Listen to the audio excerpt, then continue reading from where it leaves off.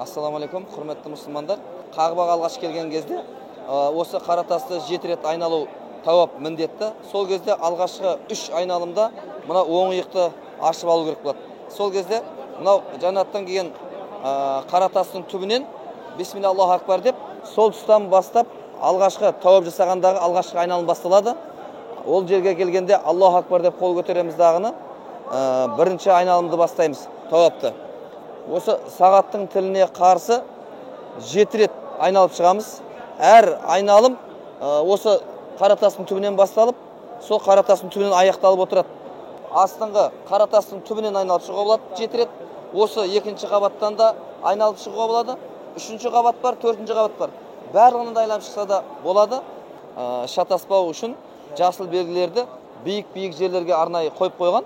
Сол жерге келгенде бірінші айналымыз бітеді, немесе екінші айналым бітті деген сияқты соған қарап отырып айналымның біткен, бітпеген анықтап отыруға болады.